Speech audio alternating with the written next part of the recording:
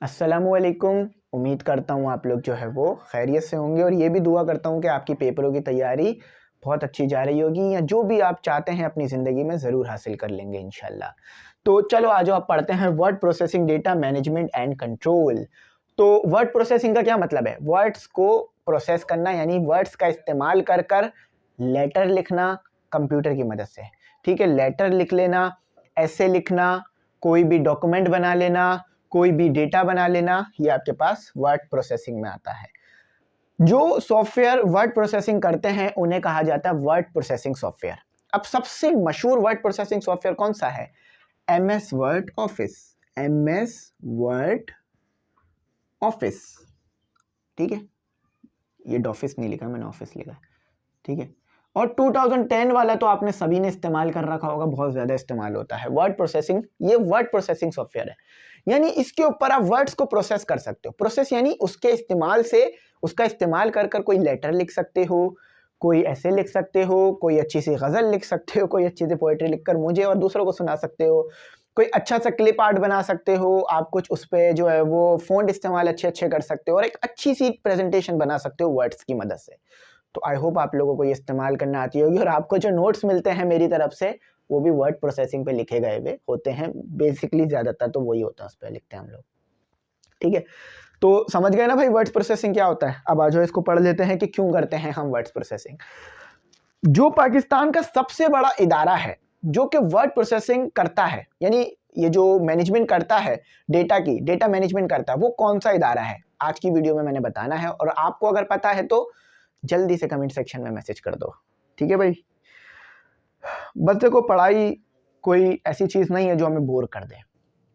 ये तो इंसान को बड़ा ही जब माना जाता है जब उसके पास ज़्यादा नॉलेज होती है, उसके पास ज़्यादा इल्म होता है, ठीक है। तो उसी इंसान को ज़्यादा बड़ा ओहदा मिलता है ना, ज़्यादा जिसके पास अच्छी डिग्री होती है। अच्छी डिग्री का क्या मतलब है कि उसके पास कोई अच्छा सा जो है वो जोक है, नहीं। अच्छी डिग्री का मतलब है उसके पास अच्छे सा नॉलेज है, ज़्यादा से ज़्यादा नॉलेज है जो दूसरों के पास नहीं है। तो आप ज़्यादा से ज़्यादा नॉलेज हासिल करते हैं ना मिलकर हम लोग। तो ये पढ़ते हैं आ जाए फिर से। Word processing is such a use of computer through which we can write a letter। Letter लिख सकते हैं ना भाई। लेटर कौन सा लेटर?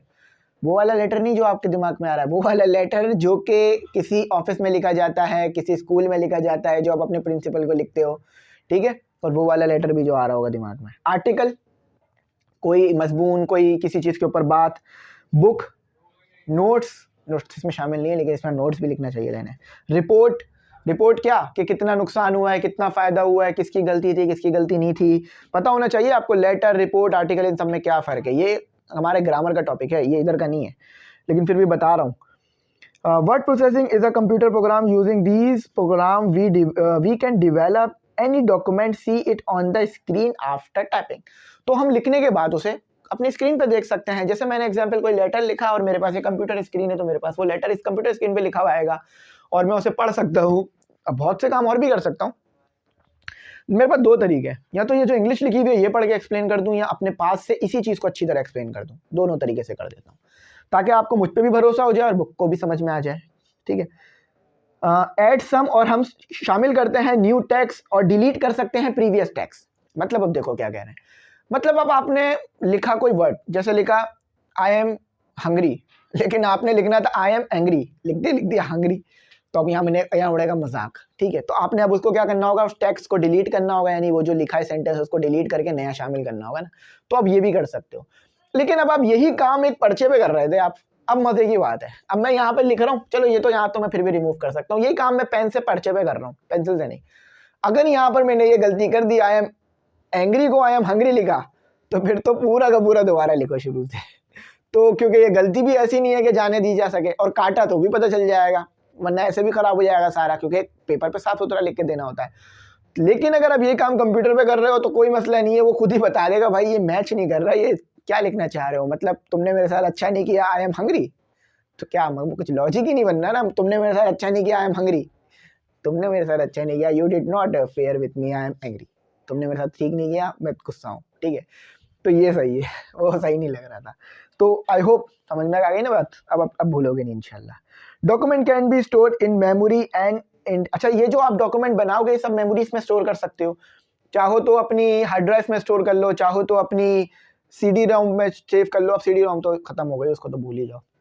पेन ड्राइव में सेव कर लो, चाहो तो उसको अपनी ड्राइव पे सेव कर दो, ले जाकर कहीं भी सेव कर दो। ड्राइव आपके लिए एक इंटरनल बोल रहा हूँ, एक इंटरनेशनल स्टोरेज जगह है जहाँ पर आप अपनी अकाउंट के जरिए से चीज़ों को स्टोर करके बाद में रिस्टोर कर सकते हो।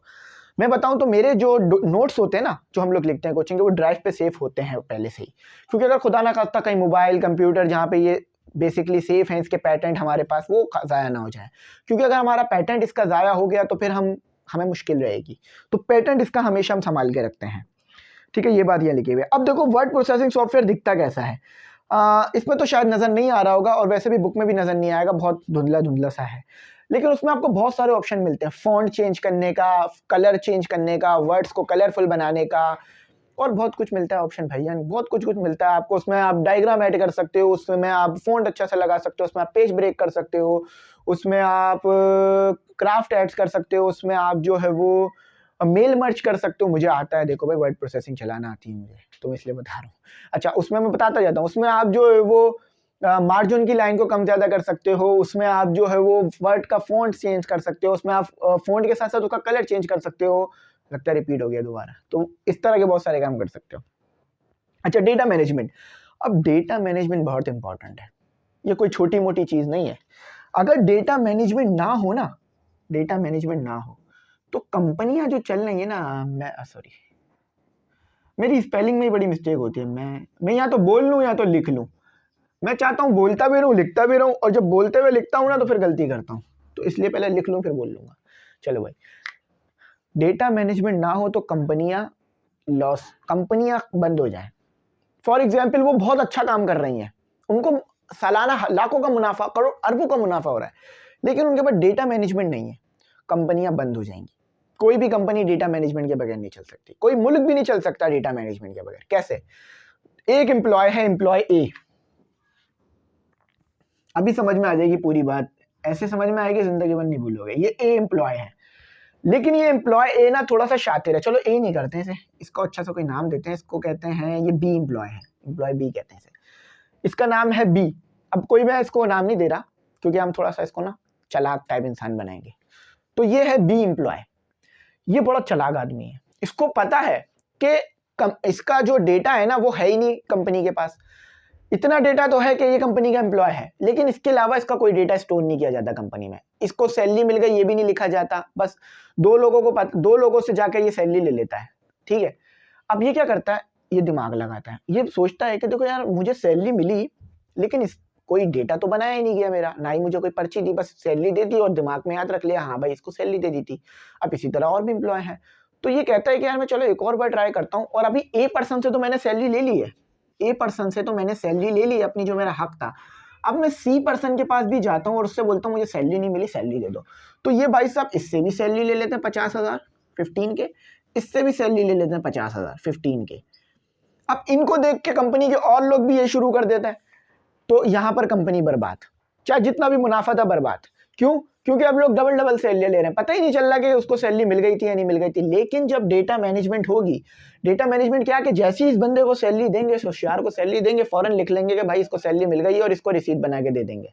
ये होती है डेटा मैनेजमेंट, कि किसी का डेटा रखना कि भाई इसको कितनी सैलरी देनी थी, कितनी दे दी है, कितनी रह गई है, कितने दिन आया, कितने दिन नहीं आया, क्या नाम है, क्या नाम नहीं है, कहाँ से कब ज्वाइन किया था, कब ज्वाइन नहीं किया था, किस टाइम पे इसको सैलरी देनी होती है, किस टाइम पे नहीं देनी होती है, किस महीने इसकी सैलरी रोकनी है, किस महीने इसकी सैलरी को जो है बोनस के साथ देना है, ये सब डेटा मैनेजमेंट में आता है। और क्या क्या इसका, ये कौन से इलाके में रहता है, इसके क्या जो है फादर का नाम है, इसकी क्या मदर का नाम है, ये शादीशुदा है या नहीं है, ये जो है हमारी कंपनी का सही एम्प्लॉय है या नहीं है, सब डेटा मैनेजमेंट में आता है कि उसकी सारी मालूमात उसमें रखी जाती है डेटा मैनेजमेंट में।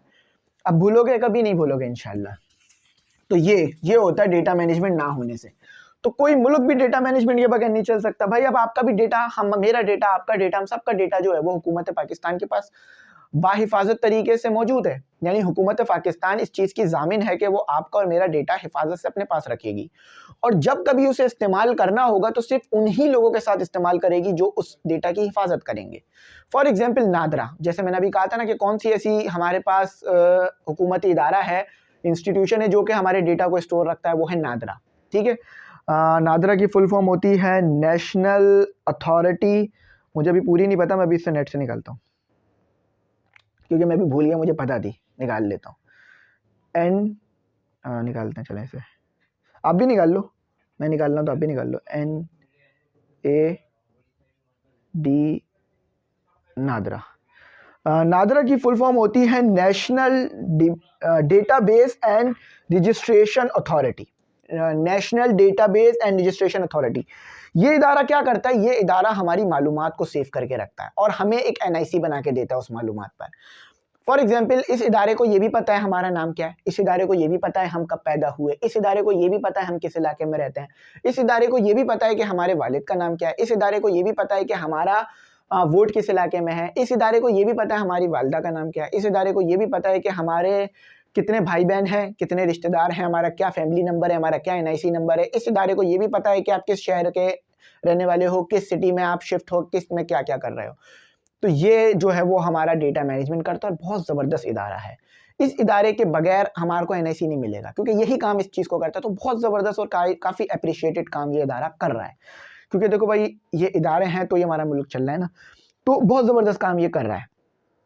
तो ये जो नादरा का इदारा है, जो तस्वीर इन्होंने यहाँ पे बना के, अच्छा ये ऊपर लिखा हुआ था, मैंने देखा नहीं, national database and registration authority NADRA. मैं यूट्यूब से देखने चला गया, नेट से देखने चला गया, लेकिन ऊपर भी लिखा हुआ था, मेरे दिमाग से निकल गया, मुझे याद था ये इसका नेशनल, मैंने यहाँ पर अथॉरिटी ले लिया, लेकिन अथॉरिटी आखिर में आ रहा था।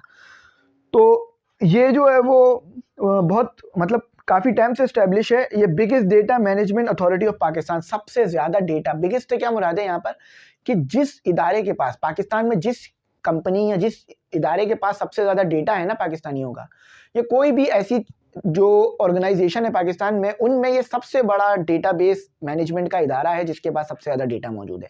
और इन्होंने डेटा कोई छोटे मोटे कंप्यूटर में अपलोड नहीं कर रखा है, ये बहुत बड़े कंप्यूटरों में, बहुत बड़े सिस्टम में हमारा डेटा अपलोड है और सेफ हाथों में है माशाल्लाह से। जब भी हमारे को कोई फ़ोन करके नहीं बोलता भाई तुम्हारा नाम ये है, तुम्हारा NIC नंबर ये है। हाँ, अगर आपने अपना NIC गलती से किसी को दिया है तो वो हो सकता है, लेकिन यहाँ से कभी डेटा आपका लीक नहीं किया जाता और ना ही कभी हो सकता है, क्योंकि ये आपको कॉन्स्टिट्यूशन में इस चीज़ की आपको राइट है कि ये आपका डेटा महफूज करके रखेंगे और जब ज़रूरत पड़ेगी जब भी इस्तेमाल में लिया जाएगा। और वही अथॉरिटीज़ आपके डेटा को एक्सेस कर सकती हैं जिनको आइन ने इख्तियार दिया है एक्सेस करने का, यानी आपका डेटा सिर्फ वही अथॉरिटीज़ एक्सेस कर सकेंगी जिनको इख्तियार है, जैसे कि पुलिस, कानून नाफिज करने वाले इदारे, लॉ इन्फोर्समेंट एजेंसीज ये काम कर सकेंगी। तो याद रखना अपने राइट्स को क्या होते हैं। तो यही काम है भाई, डेटा प्रोसेसिंग समझ गए, डेटा मैनेजमेंट समझ गए कि आपका डेटा स्टोर करना, जिस तरह का डेटा चाहिए स्टोर करना। अब देखो भाई, एक मॉल में जाते हो वहाँ भी डेटा मैनेजमेंट होती है, क्योंकि उनके पास कितने एम्प्लॉय हैं ये वो लोग चेक करते हैं, और बार स्कैनर वैनर भी वो लोग इस्तेमाल करते हैं। ये मैं बताता हूँ क्या लिखा है, बार स्कैनर, बार कोड स्कैनर। तो देखो भाई बार कोड इस तरह का बना हुआ होता होगा, अपने किसी भी आप जो चीज़ खरीद के लाए हो, मेरे पास होता तो मैं दिखाता, कुछ है मेरे पास ऐसा, हाँ ये रहा बार कोड स्कैनर। देखो ये कैसे बनता है, हमारी टीचर ने सिखाया है, लेकिन आपको आपके कोर्स में नहीं, तो मैं आपको नहीं सिखाऊंगा। ये बार कोड है। अब जैसे ही इस बार कोड के पीछे ये डिवाइस लाओगे ना, ये डिवाइस, तो वो स्कैन कर लेगी, ये बार कोड स्कैनर कहलाता है। तो ये स्कैन कर लेगा कि कौन सी डिवाइस, कौन सी चीज़ आपने खरीदी है, कौन सा प्रोडक्ट आपने खरीदा, और ये भी पता कर लेगा कि कितना स्टॉक इस प्रोडक्ट का पीछे मौजूद है स्टोर के अंदर, ये प्रोडक्ट कितना बिक रही है, ये प्रोडक्ट कितने की है, ये प्रोडक्ट जो है वो ओरिजिनल है या नहीं है, ये प्रोडक्ट जो है वो हमारी है या नहीं है, हर चीज़ पता कर लेगा ये पीछे से ये बार कोड स्कैनर, और आगे बता देगा। ठीक है, तो बार कोड स्कैनर इस तरह का होता है। मैं तो सिंपल बना रहा था, लेकिन मुझे मिल गया तो मैंने वो आपको दिखा दिया। अब आपको पता भी चलिए होगा मैं कौन सा मैक इस्तेमाल करता हूँ, तो अच्छा समझ में आ गया होगा इंशाल्लाह। आ जाएगा इंशाल्लाह, इसलिए बोल रहा हूँ क्योंकि अभी वीडियो अपलोड नहीं हुई होगी, तो थोड़ी देर बाद अपलोड होगी ना, अभी तो मैं रिकॉर्ड ही कर रहा हूँ। तो इंशाल्लाह समझ में आ जाएगा आपको, मैंने अच्छा समझा दिया है आपको। फिर भी कुछ नहीं समझ में आया तो पूछ लेना। नादरा क्या होता है मैंने बता दिया, कैसे काम करता है नादरा मैंने ये भी बता दिया, और अल्हम्दुलिल्लाह चैप्टर का बस आखिरी टॉपिक है, इसके बाद क्वेश्चन आंसर्स करा के कंप्लीट करूँगा। थैंक्स फॉर वॉचिंग, अल्लाह हाफिज़। अपनी कीमती दुआ में मुझे ज़रूर याद